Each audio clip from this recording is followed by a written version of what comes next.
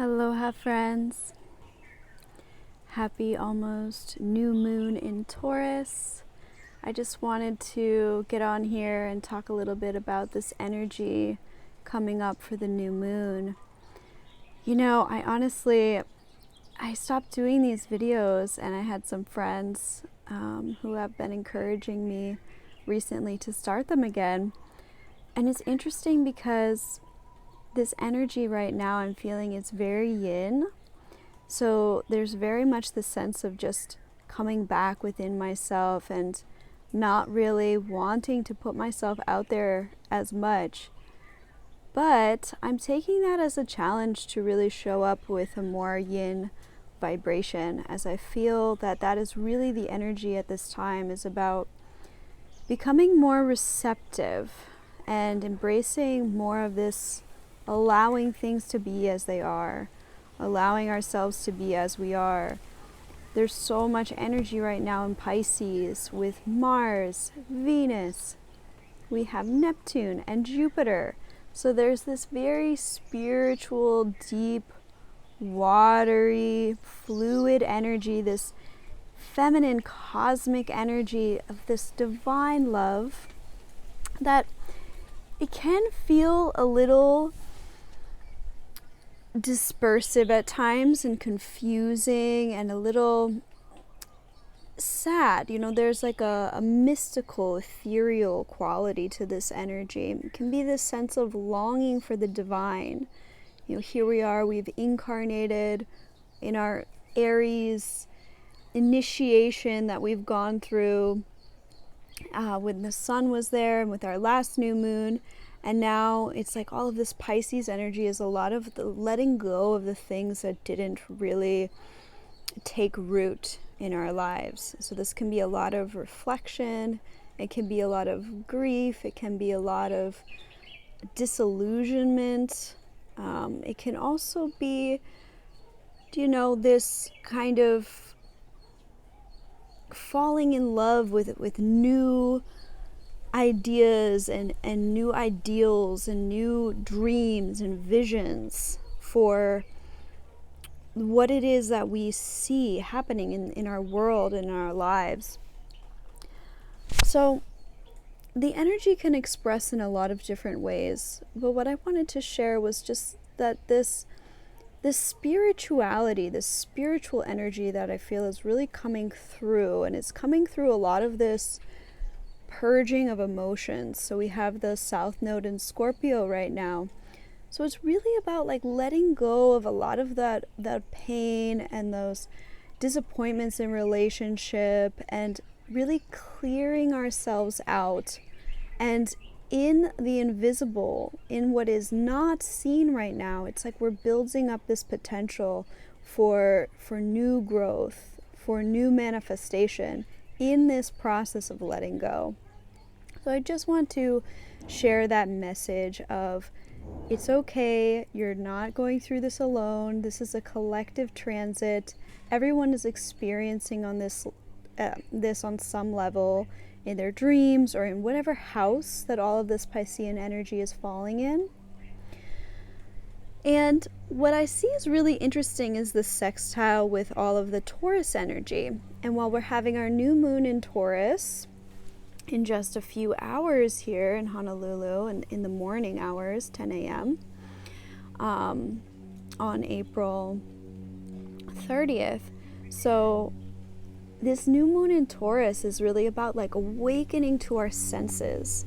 So we have this like really mystical, ethereal, otherworldly, excarnating impulse in Pisces, mixed with this deep groundedness of really reconnecting to our senses, reconnecting to the earth, and awakening to that value, that inner value and purpose and worthiness that we all carry, that we all have within ourselves. So it can feel a little bit like we're looking in the clouds and lost in space, but this new moon in Taurus is really going to awaken us to like, wow, spirit is in my body. Spirituality is an embodied experience. It isn't this disembodied searching for something outside of myself, which maybe more of the challenging energies of this Piscean Neptunian transit can bring up some of these escapist tendencies, some of this. It's a longing for spirit, but in the same time it's a longing to escape from our reality. So this new moon in Taurus, which is there with Uranus and the North Node, is like, hey, awaken to the spirit, the spiritual reality that is this existence on this earth in these bodies. So it's really such a powerful transit that I'm feeling just so palpably already, and I'm just so excited for the earth to be going through this download of weaving in this the spirit into the matter, because that's part of this healing journey that we're on, to really seeing our place on this earth and with a holistic lens. So healing that Cartesian split of earth and spirit, of mind and matter, and to realize that, you know, this duality is all in service of the oneness. That duality is really just an illusion, and that this earth is the highest spiritual reality, that there is God in everything, Goddess in everything that we can see, taste, touch, smell. So really that longing for the divine can be found right here in these bodies with these senses. And too long have our post-industrial ideologies led us astray from this intuitive indigenous wisdom that we all hold within our bodies, which is knowing that we are divine and purposeful beings in this physical existence, and that we don't need to be searching or grasping for anything outside of us in order to experience that. If anything, we just need to sink deeper into this earth sphere and to value that. You know, Taurus is about our values. So how are we valuing our senses? How are we valuing our senses on a moment by moment basis in this life? You know, touch, taste, smell, sound. These are our sacred tools for being connected to the divine in this world. And this is really, you know, the essence of tantric practice. It's the idea that we find spirit, we experience this transcendent experience, but we experience transcendence through our senses, through an experience in the physical body, through that awareness and awakening to presence in this moment now, through the senses, through the breath, through witnessing, through observing. So we have Saturn in Aquarius, which is squaring the nodes right now. So this is all about, our work is to observe, is to witness right now. Because there's a lot of powerful emotions coming up with this Pisces energy and the South Node in Scorpio, and a lot of letting go and a lot of purging. And we just need to be patient. You know, Saturn is all about patience. And to just watch as this process is unfolding, and to understand that this is all in the service of our deepening self-sufficiency there with the North Node in Taurus. And that in turn, our deepening self-sufficiency and valuing ourselves, valuing the earth, understanding a deeper awareness of how intimately connected spirit and matter are. They are no different. They are one.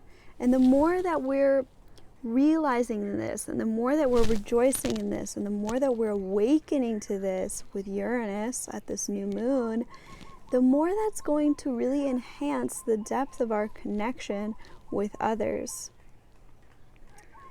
Because people can only meet us as deeply as they've met themselves. We can only meet others as deeply as we've met ourselves.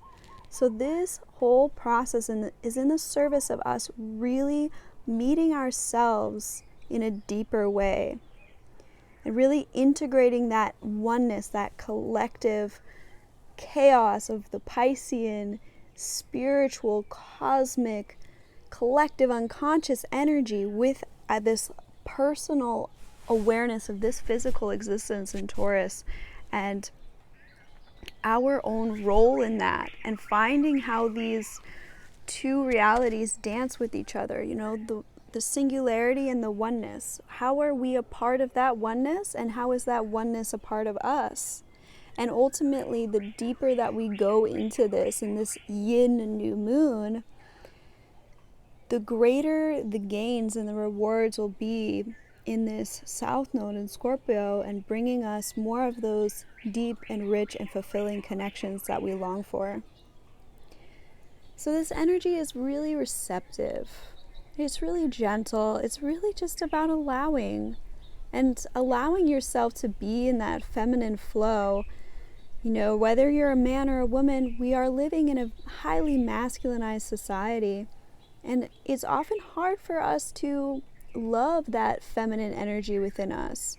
The energy that, wants to slow down, that needs to take its time, that needs to feel, that needs to cry or release. That sometimes and I'm guilty of this as well, sometimes we equate vulnerability with victimhood or weakness. And that's not necessarily the case. This vulnerability can really be a great strength, and the stronger we are, the more capable we are of being vulnerable. So it's really this dance of yin and yang going on at this time, and the portal is through this yin and receptive energy. And the more that we can receive and allow, the greater the gains will be, and the greater we'll realize and be able to emerge from this cave kind of incubation experience, and be able to bloom and unfold our wings into the next highest expression of our self-realization. So, as everything is a spiral and a circle and a process, we are spiraling up, and we're in this phase of kind of coming back and reflecting on the things that we need to let go, the things that we need to heal, the things that we need to look at that maybe are hard to look at. And the more that we work with this energy, rather than resisting it, the more we're going to be in the flow of the gifts that will come out of this, because what you resist persists. So resisting this process is really only going to make it a longer process than it has to be. Really going with this energy, we can trust the process, we can trust letting go, we can trust the way that we feel, we can learn to observe our feelings without judgment, and to allow them to teach us something that maybe we didn't know before. Sometimes we spend our whole day forcing productivity and keep hitting our heads against a wall, when if we just let go, and sometimes we spend a few hours just really doing nothing, but then there's this one shining insight that comes through that motivates everything else that we do for the rest of the day or the following day, that turns out to be an invaluable insight into really catalyzing some creation or some project or some insight that we've been working to realize. So, good and bad go along with each other. Yin and yang go along with each other. We cannot have one with the other. As far as we go into one, we come into the other. So this energy is really just about being receptive, allowing, trusting, coming within to your body, awakening to your senses. And great new perceptive abilities can be arising at this time. So it's really powerful, and I just invite you to trust that, and to really allow yourself the space that you need to feel whatever you're feeling, and to hold yourself with compassion, no matter where you are, because ultimately that's the supportive energy that we all need to give to ourselves at this time. This is all about self-sufficiency. We're transitioning out of a world where we can rely on authorities or the government or other systemic structures to support us, financially, spiritually, emotionally, whatever, education. We're moving into a world where it's all about what we create, and the seeds that we sow are going to be the fruits that we reap. So I hope and I know that you will sow seeds of empowerment, self-compassion, and creativity, patience, love this new moon. And I look forward to seeing how this energy will unfold in positive and inspiring ways in the future. Thank you so much for listening. I'll talk to you next time. Aloha.